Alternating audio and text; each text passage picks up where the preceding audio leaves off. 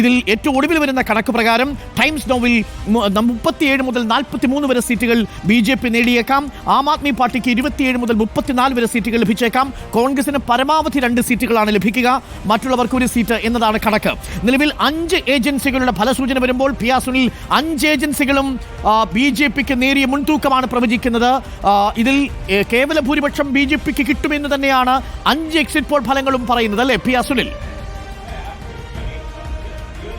തീർച്ചയായും ഇതുവരെ വന്നിട്ടുള്ള എക്സിറ്റ് പോൾ സർവേകളൊക്കെ തന്നെ വിലയിരുത്തുകയാണെങ്കിൽ ദില്ലി BJP പിടിക്കുന്നു എന്ന് തന്നെ പറയാം. അങ്ങനെ ദില്ലിയിൽ ഒരുപക്ഷെ BJP ചരിത്രം കുറിക്കും എന്ന് തന്നെയാണ് ഈ എക്സിറ്റ് പോൾ പ്രവചനങ്ങളൊക്കെ തന്നെ പറയുന്നത്. ദില്ലിയിൽ ആദ്യത്തെ സർക്കാർ മാത്രമാണ് BJP ഭരിച്ചിട്ടുള്ളത്. 1993 മുതൽ 98 വരെയുള്ള കാലം. പിന്നീട് ഒരിക്കലും BJPക്ക് ദില്ലിയിൽ അധികാരത്തിലെത്താൻ സാധിച്ചിട്ടില്ല. കഴിഞ്ഞ 26-27 വർഷത്തിൽ ദില്ലിയുടെ ഭരണ കേന്ദ്രങ്ങളിലേക്ക് BJPക്ക് കടന്നു കയറാൻ കഴിഞ്ഞിട്ടില്ല. ഏതായാലും ഇപ്പോൾ ആം ആദ്മി പാർട്ടി സർക്കാരിനെ പിടിച്ച് താഴെയിട്ട് BJP അധികാരത്തിൽ വരും എന്ന് ഇതുവരെ പുറത്തു വന്ന എല്ലാ എക്സിറ്റ് പോൾ സർവേകളും ഒരുപോലെ പ്രവചിക്കുകയാണ്. ഏതായാലും ഈ എക്സിറ്റ് പോൾ പ്രവചനങ്ങൾ ശരിയാവുകയാണെങ്കിൽ 8-ാം തീയതി ഇതേ രീതിയിലാണ് ഫലം വരുന്നത് എങ്കിൽ തീർച്ചയായും ദില്ലിയിൽ മധ്യവർഗത്തിന്റെയും ദളിത് വിഭാഗത്തിന്റെയും ഒക്കെ തന്നെ വോട്ടുകൾ ആം ആദ്മി പാർട്ടിക്കെതിരെ പിളർന്നു എന്ന് തന്നെ പറയാം. ഏതായാലും ദില്ലിയിലെ ഏറ്റവും പ്രധാനപ്പെട്ട ഒരു വോട്ട് ബാങ്കാണ് മധ്യവർഗത്തിന്റേത്. ആം ആദ്മി പത്തിടത്തെങ്കിലും വോട്ടിംഗ് മെഷീനിൽ കൃത്രിമം നടക്കും, അതിനുള്ള സാധ്യതയുണ്ട് എന്നുള്ള ഒരു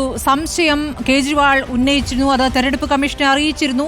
അതുകൂടാതെ ഇന്നലെ വരെ വസ്ത്രങ്ങൾ നിറച്ച ബാഗുമായി എത്തിയ BJP പ്രവർത്തകർ രാജേന്ദ്ര നഗറിൽ വോട്ടർമാരെ സ്വാധീനിക്കാൻ ശ്രമിച്ചു എന്നുള്ള ആരോപണം, ഇന്നിപ്പോൾ സിസോദിയുടെ ആരോപണം, പണം വിതരണം ചെയ്യുന്നു എന്നുള്ള ആരോപണം, ഇതൊക്കെ തന്നെയും വരുന്നത് ഒരു പ്രത്യേക രൂപത്തിലാണ്. അതൊരു ആത്മവിശ്വാസക്കുറവായി കാണേണ്ടതുണ്ടോ? അങ്ങനെ അട്ടിമറി ശ്രമം നടന്നതിൻ്റെ എന്തെങ്കിലും തെളിവുകൾ അല്ലെങ്കിൽ അത്തരം പോലീസിന് തന്നെ ബോധ്യമായ എന്തെങ്കിലും സംഭവങ്ങൾ ഉണ്ടായിട്ടുണ്ടോ?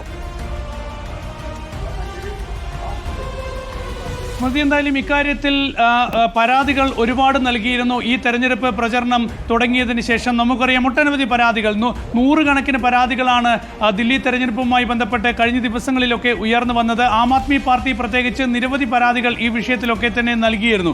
ഏതായാലും ആം ആദ്മി പാർട്ടിയുടെ ഒരു ആത്മവിശ്വാസക്കുറവ് തുടക്കം മുതൽ തന്നെ ഉണ്ടായിരുന്നു എന്ന കാര്യത്തിൽ യാതൊരു സംശയവുമില്ല. കാരണം അരവിന്ദ് കെജ്രിവാൾ നേരത്തെ നമുക്കറിയാം ന്യൂദില്ലി മണ്ഡലത്തിൽ മത്സരിക്കുന്ന അരവിന്ദ് കെജ്രിവാൾ അവിടുത്തെ എതിർ സ്ഥാനാർത്ഥിയായ BJPയുടെ പർവേസ് വർമ്മയ്ക്കെതിരെയാണ് ആദ്യ പരാതിയുമായി തെരഞ്ഞെടുപ്പ് കമ്മീഷനെ സമീപിക്കുന്നത്. പർവേസ് വർമ്മ സ്വർണവും പണവും വോട്ടർമാർക്ക് നൽകുന്നു എന്നായിരുന്നു ആദ്യത്തെ പരാതി. അങ്ങനെ പരാതികളുടെ ഒരു കൂട്ടമായിരുന്നു, ഒരു വരിയായിരുന്നു ആം ആദ്മി പാർട്ടി തെരഞ്ഞെടുപ്പ് കമ്മീഷന് മുൻപാകെ കൊണ്ടുവന്നത്. ഏതായാലും ഈ തെരഞ്ഞെടുപ്പിൽ ഇപ്പോൾ വലിയൊരു ആരോപണം ആം ആദ്മി പാർട്ടി ഉയർത്തുകയാണ്. ഇതേപോലെയാണ് ഒരുപക്ഷെ ദില്ലിയിൽ വീണ്ടും സർവേ ഫലങ്ങൾ ഇപ്പോൾ 5 സർവേ ഫലങ്ങൾ പുറത്തു വന്നിരിക്കുന്നു. എക്സിറ്റ് പോൾ ഫലങ്ങളിൽ ടൈംസ് നൗവും 37 മുതൽ 43 വരെ സീറ്റുകൾ BJPക്ക് ലഭിക്കുമെന്ന് പറയുന്നു. ആം ആദ്മി പാർട്ടിക്ക് 27 മുതൽ 34 വരെ സീറ്റുകൾ ലഭിച്ചേക്കാം.